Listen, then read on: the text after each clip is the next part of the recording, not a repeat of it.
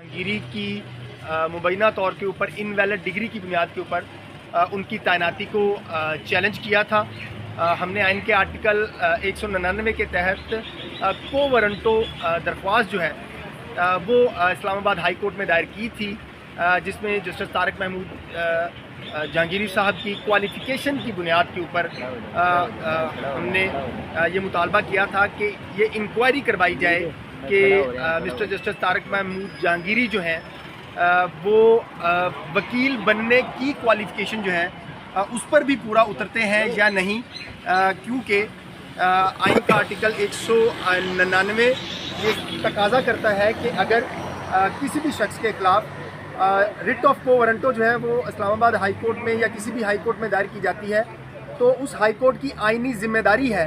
कि वो उस मामले की इंक्वायरी करने के बाद जो मुतल्लका रिस्पोंडेंट है, फ़रीक है, जैसे इस केस में मिस्टर जस्टिस तारिक महमूद जहांगीरी साहब फ़रीक हैं, तो उनसे पूछा जाए कि वो किस कानून और किस क्वालिफ़िकेशन के तहत जो है वो इस ओहदे के ऊपर बैठे हुए हैं। आज इस दरख्वास्त के ऊपर chief justice Islamabad high court आमर फारूक साहब जो हैं, उनकी अदालत में बतौर एतराज़ केस जो है वो समाअत हुई। बतौर रजिस्ट्रार ऑफिस की तरफ से दो एतराज़ात आयद किए गए थे। पहला एतराज़ ये आयद किया गया था कि मुतासरा फ़रीक होने का जो एतराज़ है वो आयद किया गया था, और दूसरा ये एतराज़ आयद किया गया था ब्रांच की तरफ से कि जुडिशल कमीशन ऑफ पाकिस्तान को इस दरख्वास्त में को वारंटो की इस रिट दरख्वास्त में क्यों फ़रीक बनाया गया है। तो हमने अदालत से गुजारिश की कि अदालत की तरफ से और ब्रांच की तरफ से मेंटेनेबिलिटी के ऊपर जो भी सवालात हैं हम उसके जवाबात जो हैं वो अदालत के सामने ज़रूर देंगे। अदालत ने दो मज़ीद सवालात पूछे कि क्या जो हाई कोर्ट के जज हैं उनके ख़िलाफ़ को वारंटो रिट दरख्वास्त जो है वो दायर हो सकती है या नहीं। इस सवाल का जवाब देने के लिए हमने सुप्रीम कोर्ट के PLD 1998 supreme court 161 Malak Asad Ali case का हवाला दिया और मौजूद अदालत के सामने ये नुक्ता रखा कि इस फैसले में, ये फुल कोर्ट का फैसला है, 10 रुकनी बेंच का फैसला, और इस फैसले में के पैराग्राफ 77 में और 79 में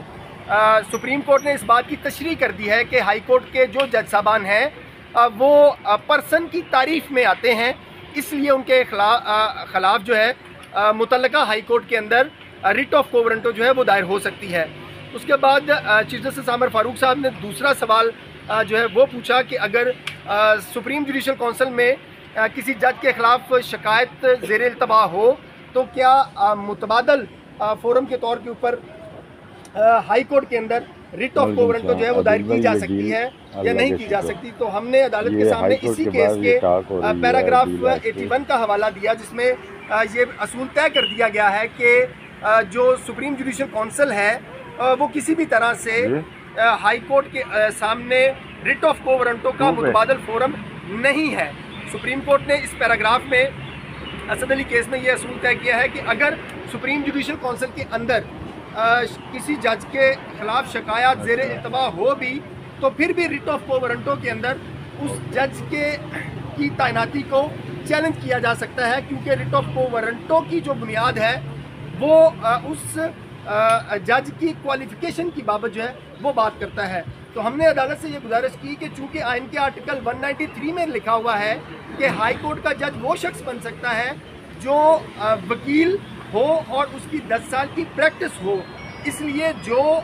मवाद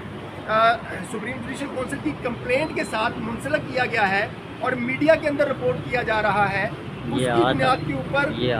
ये शक है, ये डाउट पैदा हुआ है कि मौजूद जस्टिस तारिक महमूद जहांगीरी साहब जो हैं वो उनकी जो LLB की डिग्री है वो डाउटफुल है, वो इनवैलिड है, और जो यूनिवर्सिटी है वो भी इसको इनवैलिड करार जो है वो दे चुकी है। मुमकिन है कि ये जो मवाद है, ये जो डिग्रीज़ हैं, ये जो यूनिवर्सिटीज़ के लेटर हैं, ये गलत हों और मुमकिन है ये दुरुस्त हों। तो हमने अदालत को बताया कि इनके गलत या दुरुस्त होने का फैसला करने के लिए आइन ने रिट ऑफ को वारंटो का रास्ता दिखाया है, क्योंकि रिट ऑफ को वारंटो के अंदर जिसकी तैनाती चैलेंज की जाती है उसके बारे में इंक्वायरी करना वो आइनी अदालत की बुनियादी आइनी ऑब्लिगेशन है اور یہ بات جو سپریم کورٹ کا 2023 کا فیصلہ ہے جواد احمد میر کا، اس میں بھی یہ اصول طے کر دیا گیا ہے کہ جب آپ نے رٹ آف کو وارنٹو دائر کرنی ہے تو اس میں جو پٹیشنر ہوگا اس نے صرف معلومات آئینی عدالت کے سامنے رکھنی ہے، اس کے بعد ان معلومات کی انکوائری کروانا یا اس کو آگے پروسیڈ کرنا وہ آئینی عدالت کا ثوابدیدی اختیار ہوگا۔ یہ گزارشات کے بعد چیف جسٹس اسلام آباد ہائی کورٹ مسٹر جسٹس عامر فاروق صاحب نے اس اعتراض کیس کی سماعت کرتے ہوئے اس درخواست کے قابل سماعت ہونے کے اوپر فیصلہ جو ہے وہ محفوظ کیا ہے۔ ہمیں پوری امید ہے کہ ہمارے اعتراضات جو ہیں وہ ختم ہوں گے، یہ درخواست جو ہے وہ قابل سماعت قرار دی جائے گی اور اس کے اوپر جو ہے وہ ریگولر سماعت جو ہے وہ لازمی ہوگی۔ Thank you.